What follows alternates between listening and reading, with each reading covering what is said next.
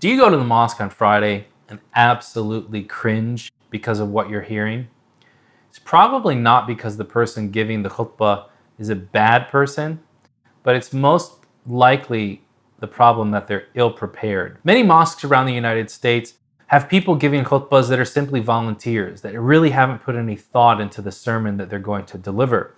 At other mosques, if they do have full-time imams, then they're probably overworked without enough compensation and time to actually plan out sermons for a month or a quarter or a year. Enter this book, Planning Your Preaching. This book provides a strategic method and a step-by-step guide for developing a one-year sermon calendar. The author starts by enumerating different reasons why you should plan out what you're going to preach. Now, I should say, because this book is written by a Christian minister, he leverages his experience as a pastor in developing a plan for ministers and pastors to be able to plan their preaching. Because of this, you need some basic familiarity with the Bible and biblical studies to be able to relate to and understand where he's coming from at times. However, that will not prevent you from benefiting from this book. It's a great framework for anyone who wants to understand how they can create a series of lectures, a series of khutab, a series of sermons, or anything that they're going to deliver publicly over a period of time, especially when there's some type of pedagogical and spiritual value to that information and to those lectures and those sermons.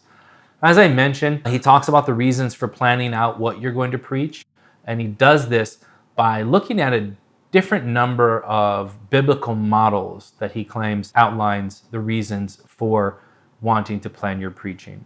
Next, he advises the reader to determine a strategy for what they're going to give the sermon on, saying that it should mesh with the mission of the congregation that you're going to preach to. Now, one of the huge problems around the country, especially for mosques, is that many of our mosques just don't have a mission statement. They simply there. They just be to be. They're communities, but they're communities that aren't living consciously through a mission and a message. And so planning preaching around that becomes very difficult. Understanding what you should be preaching in a community can actually help you form that mission, so it's a symbiotic relationship. But this book will help you plan, and especially when he gets to the chapters about the mechanics of planning, the step-by-step methodology of quarterly, half-year, and full-year schedules that allow you to understand the nuts and bolts of getting a sermon done and delivering it to the people, and having the entire series be something which is cohesive and beneficial. No more uhs and ahs and I'm not sure and reading disjointed information from a paper. In the next portion of the book, he actually deals with different manners in which you can preach and methods which you can use to deliver a sermon to your congregation. For example, he talks about planning an expository series in which you grab a book or a chapter of a holy book and you go and you use it as a case. For example, he'll talk about the books of the Bible. As a Muslim, you probably use a chapter of the Quran or a chapter of a hadith book or something. And then how do you take that chapter and you make it into a series on a specific topic or a specific theme? And what are the specific guidelines for preparing that series? And quite frankly, this is one of the most extremely beneficial chapters of this book. I recommend everybody, if you read one chapter of the book, read that one.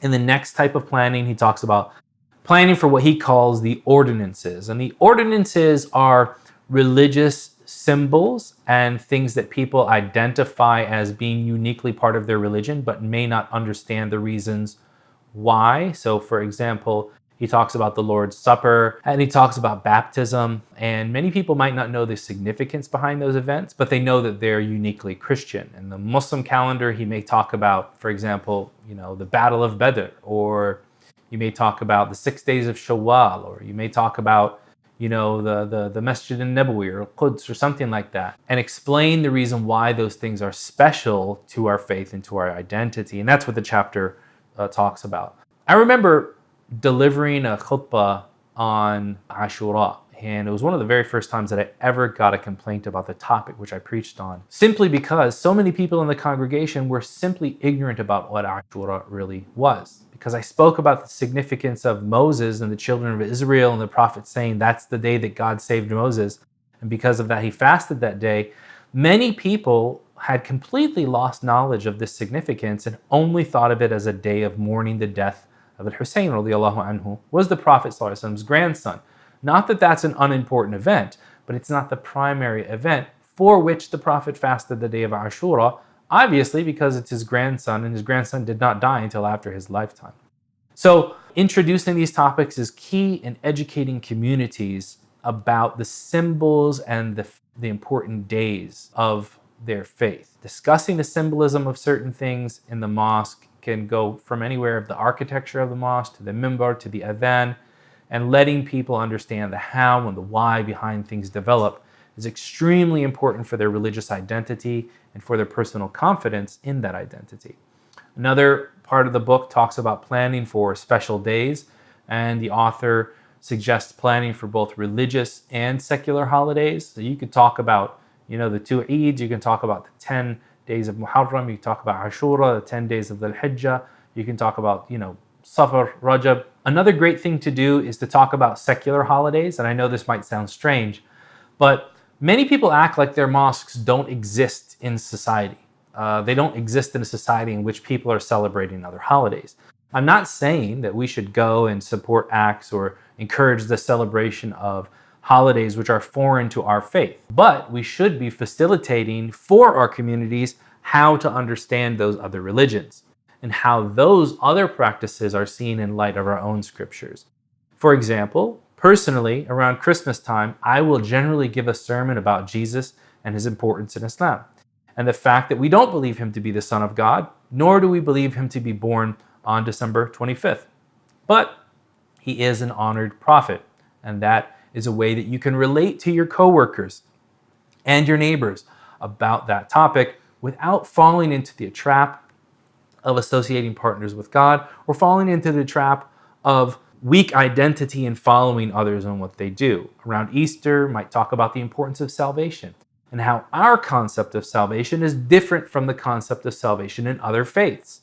And I've found that many communities are appreciative of this approach because it allows them to be confident and contextualize their own faith in light of what's going around them in society. So you have to be aware of what's around you in society, and you have to preach to that. Another form of preaching that he talks about is doctrinal preaching. And that's where you take major theological tenets of the faith and you create a complete preaching plan and give sermons around that. And I can't stress this enough. It's so super important that we give sermons on these topics, because I'll be frank with you, a lot of sermons in the Muslim community are absolute garbage. They're all current events.